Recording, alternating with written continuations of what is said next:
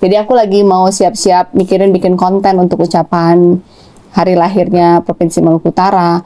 Aku lagi main handphone di kamar, suami di ruang tamu. Kapalnya kan begini, aku paling pojok tuh di paling pojok depan. Aku tuh paling pojok depan di kamar, suami itu paling pojok belakang di ruang tamunya. Terus tiba-tiba ada ledakan. Di saat itu? Nggak lama. Ledakan? Saya nggak tahu di sana, tapi di saya ada ledakan, jadi sayanya keangkat. Ini kan tempat tidur, saya kan tidurnya tengkurap ya, makanya kalau lihat kan kaki saya tuh kebakarnya di depan sampai di lutut tuh, karena saya posisinya tengkurap, tapi luka bakarnya tuh di sini. Pas saya ke ledakan gitu, kan habis ledakan pasti kayak agak distorsi gitu kan, pas kayak gitu aku lihatnya tuh udah hancur, kapalnya tuh udah hancur, tapi terus aku udah lihat langit, jadi aku merangkak untuk turun keluar dari kapal, turun ke laut, karena kan kita sebenarnya memang masih di dermaga. Jadi lompat ke laut atau? Enggak, turun aja kayak plung, kayak aku nariknya terus aku turun gitu. Oh, ke air ya? Ke air. Terus berusaha berenang terus ke sana. Sampai di sana udah ada yang narik karena kaki bagian kiriku tuh dislocated. Jadi kaki kiriku tuh nggak bisa gerak. Terus tiba-tiba kakinya kok perih gitu kan. Tapi nggak ada api di sekitarku tuh, nggak ada api, cuman kakiku kok perih. Terus pas aku mau gerakin kaki kiri, kok aku nggak bisa gerakan kaki kiri gitu. Terus pas mereka ngangkat aku ke dermaga, aku nggak bisa berdiri, langsung jatuh gitu karena di sini tuh lemes dan sepertinya telapak kakiku ikut terbakar, jadi semuanya langsung perih. Terus pada nanya, bapak mana? Terus kata ajudan, nanti dia cariin bapak. Pemikiranku karena bapak itu di belakang, kan ada pintu di belakang. Malahan di kamar saya tuh nggak ada pintunya. Kamar saya tuh nggak ada pintu, nggak ada jendela. Tapi karena ledakan, kapalnya dia kebuka jadi dua gini. Kebelah gini? Iya, kalau lihat fotonya tuh kapalnya kebuka jadi dua, lantai 1, lantai 2 kebuka. Jadi atap kamarku kebuka, makanya saya bisa langsung keluar. Kalau suami kan bayanganku ini kita di ruang tamu, terus di situ tuh pintu orang buat masuk di lantai 1-nya kapal. Kan harusnya dia tinggal keluar kan. Tapi katanya belum ketemu. Nah, aku tuh tadinya mau berenang. I'm very a good swimmer. Aku bisa berenang dengan sangat baik. Aku mau berenang tapi kakiku nggak bisa gerak.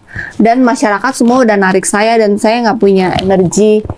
Kacau lah hari itu. Terus aku bilang titip ya cari bapak gitu. Dan aku masih positive thinking karena dia selalu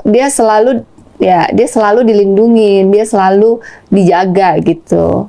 Terus saya dibawa ke puskesmas, saya juga nggak tahu saya dibawa mana, tiba-tiba saya sudah sampai di puskesmas dan karena kena air asin kan perih.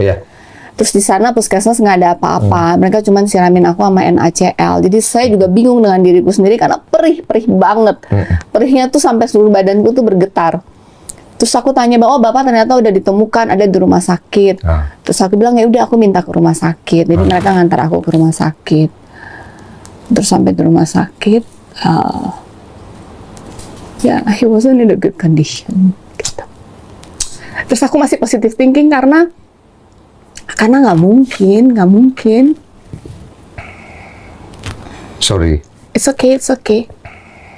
For someone yang kenal Benny Laos, dia tuh a very big personality. Terus dia bahkan bangun rumah sakit paling besar di Maluku Utara dengan peralatan yang sangat canggih dan bahkan orang sakit yang dia nggak kenal pun, misalnya ada masyarakat yang stroke pun dia datangkan ke RSPAD cuma untuk DSA.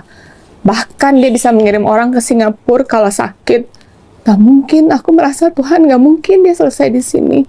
Dan bahkan waktu sebelum kita mulai itu kan pergumulan yang panjang ya, 2 tahun. Aku selalu berdoa ke Tuhan, kalau memang ini jalannya, Tuhan buka pintu. Kalau memang ini bukan jalannya, Tuhan tutup pintu. Ya karena aku sebagai istri ngomong sama suami juga, kalau suaminya mau begitu ya aku tugasku mendukung. Tapi pas tiba di sana, aku ngeliat rumah sakitnya nggak ada apa-apa, oksigennya cuma pakai kayak pompa-pompa plastik gitu. Terus aku masih berdoa dengan segala macam harapan. Teman-temanku telepon, oh share kita bentar lagi kirim pesawat SOS ya, aku kirim helikopter ngambil terus ternyata aku baru sadar kalau karena saya pernah lihat airport Taliabu, tapi ternyata itu cuma signage. Ternyata mereka nggak punya airport. Jadi cuma signage tapi nggak ada airport. Terus helikopter nggak bisa masuk karena udah sore. Kejadian tuh kalau nggak salah jam 2 ya. Aku tiba rumah sakit mungkin jam 3 dengan persiapan masih cari-cari helikopter.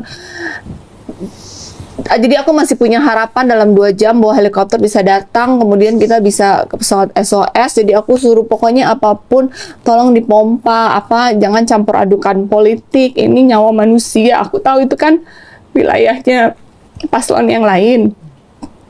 Dan paslon itu kan dia tadinya bupati di situ, tapi aku tidak menuduh siapapun, tidak negatif thinking. Aku cuma bilang tolong ini manusia, jangan kamu campur adukan sama politik, please help my husband.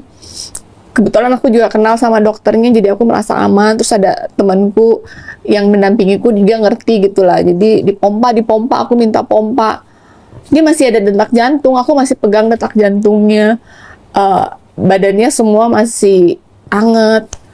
Terus tapi ya sejam 2 jam badannya pelawalan mengeras, mendingin dan membiru. You was there? I was there. Tidak ada luka bakar gitu? Ada luka bakar sedikit di sini, aja. di dahi sedikit. Dibandingkan saya, luka bakar saya jauh lebih banyak. Lebih Cuman banyak. kakinya patah. Yeah. Di bagian sini kakinya patah. Yeah. Jadi mungkin karena kakinya patah, dia tidak bisa berenang dengan baik untuk keluar. Jadi posisi diagnosa terakhir itu kondisi almarhum itu sebenarnya karena apa? Dia Lagi di meja, lagi cerita kan dia ngobrol sama waktu itu calon Bupati Sula bareng. Jadi aku kan tanya sama karena calon Bupati Sulanya selamat. Jadi aku tanya ke namanya Pak Hendrata. Aku nanya ke Pak Hendrata, posisi Bapak bagaimana? Katanya lagi ngomong. Cuman kan beliau kalau ngomong kakinya memang suka diangkat. Jadi kakinya lagi diangkat ke meja. Terus tiba-tiba ada ledakan dari bawah bikin mejanya keangkat. Ke atas dia berarti. Jadi kemudian ya saya mengerti lah, si Pak Hendrata juga mungkin panik. Jadi dia juga berusaha keluar. Terus dia juga nggak tahu Bapak waktu itu bagaimana. Tapi kalau diagnosa dokter terakhir ada diagnosa. Biasa kan ada Dokternya gitu cuma ada penyebab. dokter umum, tidak ada diagnosa apa-apa. Tidak ada penyebab kematian segala Penyebab macam. kematiannya karena dia paru-parunya kemasukan air. Oh, tunggu. Jadi waktu saya datang yang ukur oksigennya sudah tinggal 30-an. Saturasinya. Udah Mereka rendah coba naikin tapi kan pakai manual, bukan pakai oksigen yang gitu. Katanya sempat bagus. Tapi ya karena maintainnya pakai itu, dia turun lagi. Jadi detak jantung masih ada, masih bisa bernapas, hanya paru-parunya tidak bernapas dengan itself, bantuan gitu. Mesti dibantu. Dipompa-pompa manual, tapi kan ritmenya semuanya kan nggak benar, nggak ada apa-apa, nggak ada oksigen, nggak ada semuanya. Sekian jam segitu sampai akhirnya jam 5 sore, mereka juga sudah capek, dokternya juga bilang nggak mungkin, saya juga lihat sudah biru dan sudah itu ya udah. Aku ke anakmu dulu ya, soalnya tadi berkaca-kaca dia. What do you